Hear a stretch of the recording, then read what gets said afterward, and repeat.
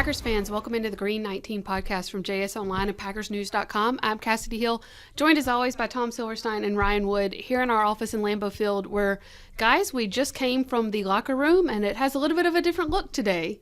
Some guys moved over into the side with practice squad, even a couple of new faces in there as the Packers have now officially set their initial 53-man roster. We learned how initial this morning when Brian Gutekunst told us there was going to be a guy that originally made it waived.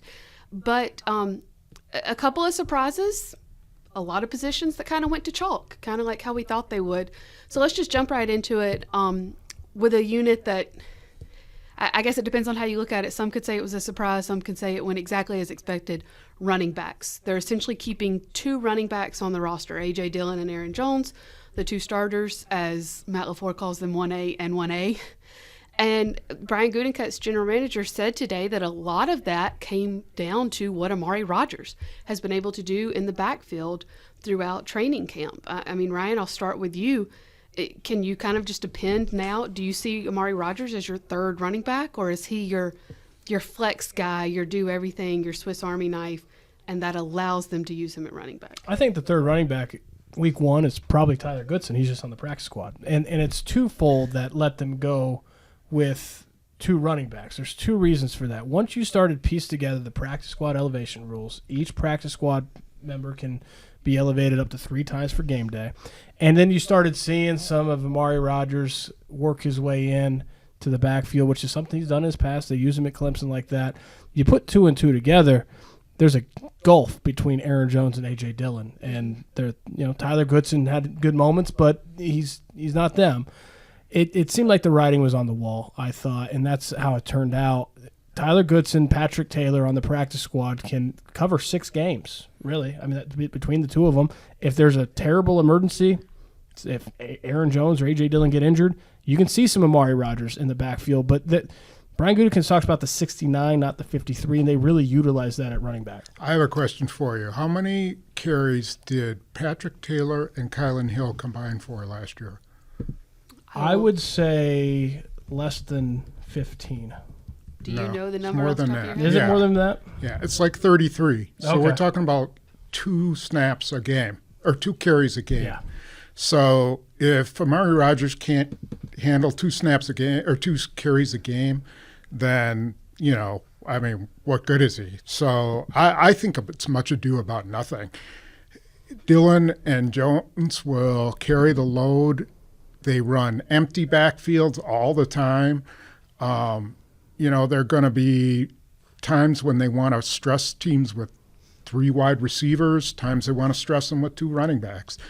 I just don't see it as a big deal. I really don't. And like you said, they've got, if an injury happens that keeps someone out of long term, then you got the practice squad. Well, and that's why Patrick Taylor and anyone else other than Aaron Jones and A.J. Dillon didn't have a lot of carries last year because they were uncommonly healthy at running back. And the Packers need that to happen again. And if that does, they're fine. There's a couple positions on this roster I like that. Safeties like that. Adrian Amos and Darnell Savage each had over 1,000 snaps last year. Packers need that to happen again. You could argue that Dillon getting hurt in the playoff game against the 49ers hurt a lot, because Jones had to do everything. But I don't know that was the reason they lost. It was a factor. Right. I think they combined to miss 3 games in the regular season. Combined. I think that was the number. It's something close to that. That's not the exact number. They basically were healthy all year. Yeah. And like I said, safety's like that. Outside linebacker is like that with, they got Rashawn Gary and Preston Smith, but they were really healthy last year. They had good years. And then they need them to be healthy again. It allows you to keep Samori Toure, and it allowed them to keep Rasheed Walker. All 11 draft picks. Yeah. All 11 draft picks. So, I think they're fine. Let me ask you all a question and throw an audible out here before we move on to another position. How much is the possibility, because we've kind of seen it here a little bit in practice, of having Christian Watson available for like jet sweeps? Does that sort of change the backfield unit as well? I don't know about the backfield. I think it gives them some options, but it might take a little pressure off, but that's not going to happen more than 1 or 2 times a game, I don't think. It's part of the run game. It's part of the run game, not part of the backfield.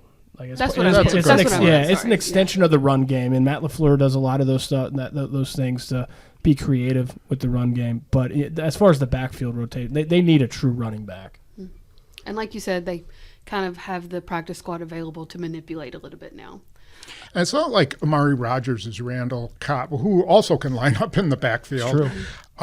But he's 200 and almost 10 pounds, and he can take on people on a block. It's not like a 190-pound scat back that's back there. Well, he's done a it slot before. receiver. Yeah. He's done it. He did it. He was Clemson. a running back in college, or in high school. So yeah, he's Amari done it Rodgers? yeah. Randall Cobb is the epitome of what I would call a scat back. Yeah, Especially with how they I mean, used you him don't in want to put college. him in there to block, but I think Amari Rodgers could pick up a blitz once in a while because he's big enough, he's strong enough. You mentioned that it allowed them to keep Rasheed Walker and Samari Toure. Let's talk about Toure. Winfrey, of course, was cut. They want to get him back on the practice squad. As of the time of this recording, nothing official, correct? Nothing official No, with Winfrey on the nothing practice official squad. yet. But they do want to get him back there. This was a hot debate over the past week, Toure versus Winfrey, and that's kind of how it was seen, was one or the other. Did y'all see it as one or the other, especially now that the chips have fallen how they have? Well, it was a hot debate between certain online or social media maven. I don't know what Maybe to a call certain him. quarterback as well. And us. Maybe a quarterback as well. Maybe, but I mean, it was a no-brainer to me. Samari Toure has way too much upside versus a guy who you could probably replace with someone off the street. I mean, I don't mean to downplay Juwan Winfrey. He's a good special teams player, and he gave him, a lot. But we're not talking about a superstar wide receiver or anything like that. And Aaron Rodgers made that point. I asked him if he was cool with it because you flash back your memory bank 3 years. He was not cool with Jay Kumro. He was very not cool with that. Asked him if he was And cool he was with wrong with it. Anyway, go ahead. that. You can lay Go ahead. out Go Aaron ahead. Rodgers' You're always there to GM keep- credentials you're all you always there want. to keep him honest, Spoon. But he was not cool with cutting Jay Kumro. I thought what was interesting about what Aaron Rodgers said, this is different, he said, because it's not like he was the third best receiver, and that's what he thought Jake Kumro was. He thought in 2019 in camp, Jake Kumro was their third best receiver. He said it's not like Juwan Winfrey was the third best receiver. So just because I think one of the mistakes that maybe were made from the outside was thinking that just because Aaron Rodgers is singing Juwan Winfrey's praises meant that he felt the same about Juwan Winfrey as he did Jake Kumro, when that just wasn't the case. He knew that Juwan Winfrey was at most a seventh receiver. Look, he's got to give Brian Gutekunst a break here. He's keeping Randall Cobb because of Aaron Rodgers. So doesn't he get to Mercedes keep? Lewis. Yeah, doesn't he get to keep Samari Toure over Juwan Winfrey? Tit I for mean, tat. isn't this like a 50-50 relationship? So, it was 100% the right decision in my opinion. It was anyway. It was the upside decision, the high ceiling decision, and that's what GMs do. GMs take the talent over the long haul. I thought Matt LaFleur was as candid about the difference between coach and GM as I've ever heard before over the weekend when he acknowledged that coaches live for today and they let tomorrow worry about tomorrow, and GMs always worry about tomorrow and today. You've got it. They're different jobs. Their job depends on it. A GM has to take the long view. You need the balance of powers there. The other thing is, I personally like guys who show up in the last preseason game. Like their When careers they're are tired. on the line, and what do? They come up big. Tariq Carpenter, 2 plays. I mean, those 2 plays probably earned him the roster spot. I mean, he tackled as hard as any guy I've seen tackle on the Packers in like 5 years. And, even though he was part of a long reception that probably was partially on him or all on him, I don't know. He could play special teams and hurt some people. So And they Brian- kept him, and he showed it. Yeah, he's a thumper. And Brian Gutekunst said today that he approached the bottom of his roster differently than he has in years past. He said that in the years past, there was always, this guy's got to fit a role in offense or defense, and they need to also play special teams. Now it was like, this guy can play special teams. He's here for special teams. Yep. And that was different. We'll see if that translates to results on the field. It needs to, because it was not good in the preseason. But he acknowledged to treating the bottom of the roster differently than he has in years past. Yep. Talking about a safety playing special teams. That's the perfect transition. Let's talk about Rudy Ford. The Packers, sorry, I almost said the Jaguars. The Packers signed him today. He was let go from the Jaguars 2 days ago.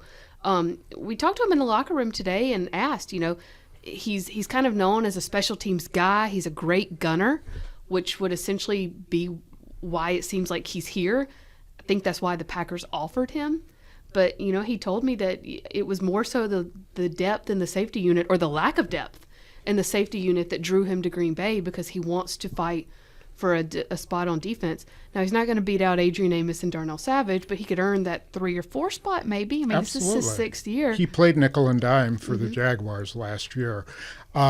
He also said that Rich Bisaccia called his agent and pretty much, solicited to get him here. So that's twice now Rich Bisaccia has won him over. Yeah, apparently he's trying to be a GM. Oh, yeah. He said Rich Bisaccia is who recruited him to college. At Auburn, yeah. And he was there, and Ford had gotten to Auburn and was there for 1 week when Bisaccia took the Cowboys job. See, that's what you said is interesting about Rich Bisaccia, because this happens all the time. When you're a free agent, basically, and this is more, when you're a free agent in March, you're getting the money, right? When you're a free agent looking for a team, you want an opportunity. So on paper, the lack of depth at safety makes sense. But I was also wondering, as we're talking about it, how much this new emphasis from Brian Gutekunst, if you're a special teamer, you've got a home here because we need special teams, how much that and so if you're Rudy Ford, you see the opportunity at safety, but you also know that you're coming to a place that values what you do. Yeah. And that's play special teams, and they need to value that, and they do value that. And they're valuing it way more than they ever have, ever. And so, and in his mind, he's going to compete for the 3rd or 4th spot. Whether that happens, I don't know. I mean, there's so much that happens during a season. Who knows? But it's another guy, and I'm writing about this in the next couple of days. It's another veteran guy who can play special teams. This is not Ted Thompson's roster where you got all UDFAs playing special teams. He's got guys with serious experience playing special teams. You know what I was just thinking? You got the safety position. The safety position highlights this transition that Brian Gutekunst has made when it came to special teams, because he knows the lack of depth there. He's aware of it. And now you've got a 3rd, 4th, and 5th safety. And down Lovett, you've got Rudy Ford and Tariq Carpenter, who are here for special teams. Yeah. Each of those guys are here for special teams. And that's their primary role, even if they're backup safeties, instead of being here for safety and their secondary role is special teams. They both have played slot, though. I mean, Dallin Levitt's most action was as a slot guy. Keyshawn Nixon, special teams guy, but he can play the slot. I'm sure Ford can play the slot, too. He said he was nickel and dime. So, that gives him a lot of flexibility. And, anyway. ST, and the S stands for safety. Feel free to use that. Another guy that was, I'll let y'all decide if it was a surprise or not, Rasheed Walker that you mentioned. And they kept, how many did they end up keeping? 10 offensive linemen. Makes sense to me. 5 wide, 2 deep. But does that seem like a lot? 10? Aaron Rodgers said that he thought Caleb Jones deserved to be on the 53. Yeah. Really? That was the one guy. That was the one guy that he pinpointed. He had some interesting things to say about the construction of the 69 in general. He said that you've got some practice squad players who, he said Juwan Winny could have been an active 48 because he has value, special teams being part of that, obviously. Whether he comes back or not, Aaron Rodgers made very clear he wants Juwan Winny back. He's consistent. Yeah. He said that you got practice squad members who could contribute on a 48, and then you've got some redshirt guys, Rasheed Walker, Jonathan Ford, Samari Toure, who are going to take the redshirt to develop at the bottom of the 53, which is not uncommon here. You see that a lot. But it's kind of inverted. I mean, so this is a team that's really going to use their practice squad elevations. The other thing he said is, coming to Green Bay, that draft picks are going to get basically, he didn't say preferential treatment, but they're going to be valued. And he said he doesn't have any problem with that because he wasn't very good his first year in 2005, and he was valued. Yeah. So he wasn't saying there's an issue with that, but that's just the reality type thing of the situation. And keeping all 11 draft picks, Brian Gutekunst valued his draft picks. Those guys that are at the bottom of the three that I mentioned, right? Rasheed Walker, Jonathan Ford, Amari Rodgers, that might be redshirt guys. Those are all drafted guys, late round drafted guys that are going to have time to develop, and that's what you get here in Green Bay. Well, and Rasheed Walker is another one of those guys who showed up in the last preseason game. You know, it was like he just took leaps and bounds. And there's something to be said, I'm telling you, for guys who come out of nowhere and play their best ball when the money's on the line. Especially and that's what he did. Of camp when you're tired. Yeah, and he's everybody knew this guy was talented. He's really talented, but he got knocked in the draft for a lot of different reasons. And so the talent was there, and then they just had to see it. They just rolled the dice with Caleb Jones, and they're lucky it came through. But, you know, like in a week or two, he could be gone. He could be signed off someone's 53. We don't know. Someone's going to see those intangibles and think, I can work with that. He's what, 6'9", 370. Well, yeah, he's down. Yeah, he's down from that 340 now. Still a big boy.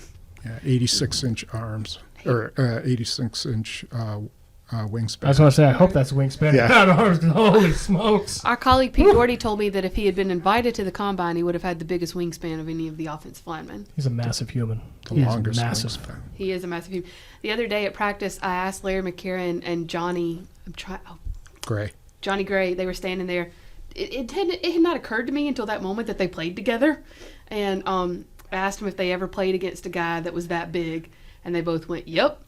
I said, who? And they said, Earl Too Tall Jones from the Dallas Cowboys. Yeah. But they said he's the only one they ever played against that was that big. Yeah. There's a guy, Fields, what was his name, who played for the Packers in the 80s. Monstrous guy. Mm-hmm. Absolutely monstrous. Everybody who's my age will remember this guy. I just can't remember his first name. But he was like, you know, and back then that just really stood out. Right. So anyway. Yeah, let's move on. Let's actually go to the defensive line, which is where Earl Too Tall Jones played as a defensive end. We went through camp calling that arguably the deepest unit and the deepest that the defensive line unit has been in a while here in Green Bay. They cut two guys that we kind of thought it would be either or, and they ended up cutting them both. Jack Heflin and Chris Slayton. Shocking, surprising, just somebody's going to have to get cut at this time of year, Ryan? Something I learned from our colleague Pete Doherty very early on in this my time on the beat was in real time, as decisions are made in that room, you're going to be wondering what's going to happen, and usually they're going to be thinking the opposite of what you think. But then when something comes out, you look in hindsight and be like, oh, I get it. And I feel like that's kind of the defensive line, because in hindsight, Brian Gutekunst valued his draft pick, and he kept his draft pick and gave him time to develop instead of keeping a sixth defensive lineman that was ahead and ready to play and contribute better, but you're not really looking for contribution from a sixth defensive lineman. That's not that, you know, Jack Heflin barely played last year. Chris Slayton, if he would have made it instead, would have barely played. I mean, we're talking 20 snaps. That's it. So instead, you lose those 20 snaps, but you give a guy with more upside more time to develop, and that's what he did there. So, yeah, but we're all thinking Jack Heflin or Chris Slayton in real time. In hindsight, it makes sense. He valued his draft pick. One of the things that they did this year, I think there's a little different from what I understand, is they looked at just game film of their own guys and tried to evaluate what would other teams see from just watching, because the other teams don't see practice. All they know is the game film. And even though Jack Heflin had a pretty good game against San Francisco, I don't know if you would, off of those three games, say, well, this guy's good enough to break my, defensive line. I don't know. I'm sure Chris Slayton wasn't like that. These guys made some plays, but, there's a reason they were undrafted. They're not, their size is different, their speed's different. So, again, I think they made a calculated decision, and they felt like Jonathan Ford was somebody who would be valued because he's so big, and he really took on double teams really well in the preseason. So that's my gut on it. Well, if Jack Heflin and Chris Slayton were ready for that, they would have been claimed. Yeah.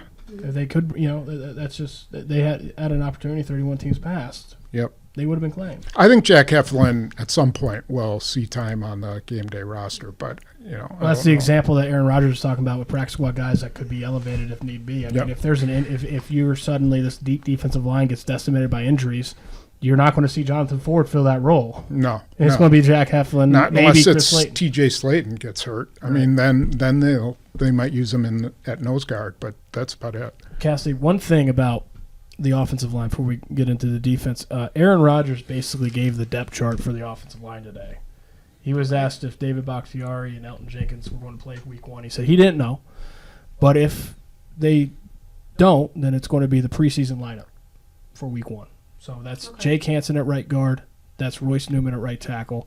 It's Josh Nyman at left tackle. John Runyan at left guard. Josh Myers at center.